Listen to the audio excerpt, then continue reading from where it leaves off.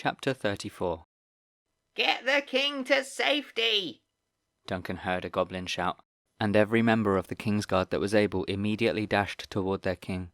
That only seemed to provide the dragon a target, which sent another fireball hurtling down, this time toward the king. Duncan watched as Umkar, in his golden armor, dived out of the throne just a second before it disintegrated in flames. Pelkar screamed, "Kill the boys! Kill them!" Those of the King's Guard still within earshot in the increasingly noisy battlefield turned around to respond to the fresh order. The ferocious girls rushed forward, and the boys with Duncan raised their weapons and fought back. Duncan, full of anger and hatred, stepped toward Pelkar, who was just a few paces away, but that little knife pressed deeper into Finn's neck, piercing the skin slightly and causing a thin trail of blood to trickle down.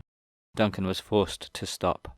As a small battle raged around him, boys fighting a similar number of the King's Guard, Duncan faced Pelkar, his friend Finn being used as a human shield between them. From the dragon came more magical fire, like a spray of flaming liquid. It created a circle of impassable heat that continued to burn, encircling the king with most of his soldiers. It left a smaller force with Pelkar facing Duncan and his group of boys. Pelkar realized he was going to be left stranded. He created a portal for himself, a small one just a few paces behind him. He began encouraging Finn to shuffle back toward the portal. Duncan was not going to allow Pelkar to escape, not after the atrocities he had committed. The mage goblin was nearly close enough to dive through the portal, so Duncan knew he had to act. He struck, concentrating on nothing but the sandsword, Finn, and Pelkar. Time seemed to pass slower than ever before, as Duncan made the blade longer to reach Pelkar. As it approached its target, he made it soft, almost fluid where it met Finn's neck, the particles of sand rushing to move along and around the skin, leaving it unharmed. But where it met Pelkar, Duncan made the edge harder than a diamond and sharper than a razor. Whatever dark forces were guiding the mage goblin, his evil luck held, as he threw himself backwards.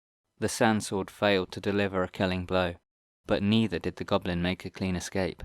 It sliced through the goblin's wrist, leaving Finn alive and free. Duncan grinned at the look of shock and fear he saw in Pelkar's face, as his hand, still clutching the knife, fell to the ground. Duncan felt a stab of worry that the goblin would make it through the portal.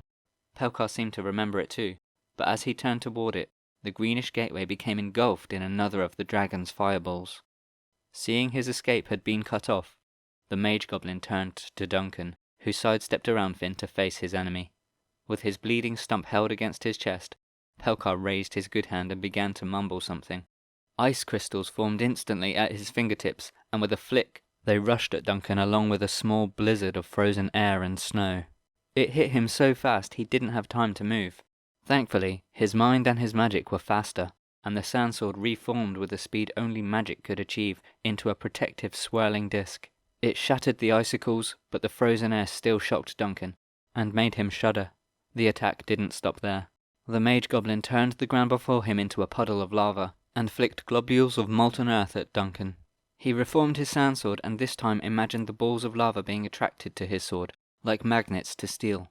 To his relief, he watched as they did exactly as he imagined them to, and his sword began to glow with heat. Duncan knew he was in a magical battle for his life. He also knew that he barely knew what he was doing, and it was mostly instinct and reaction, while his opponent was an expert with many years of experience. Duncan had a sinking feeling that it would not be long before he made a mistake and lost this battle.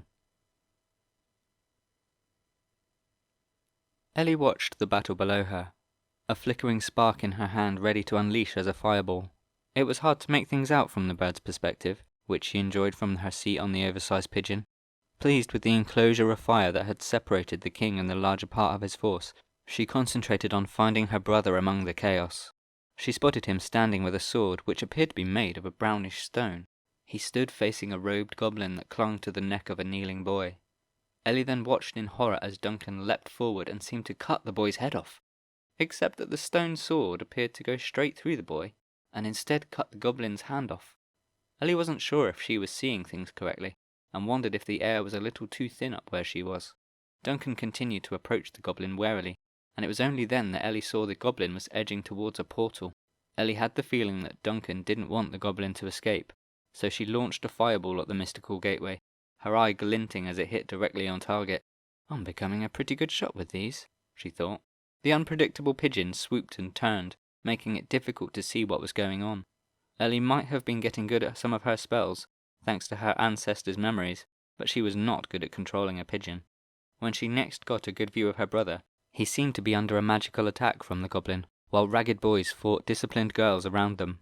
What amazed her was that her brother was withstanding the attack. How had Duncan learned magic?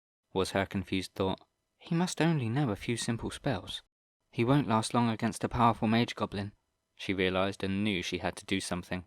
Ellie considered landing the pigeon, but since she didn't know how to do that, and remembered that this particular pigeon was not great at landing even under the best circumstances, she decided against it.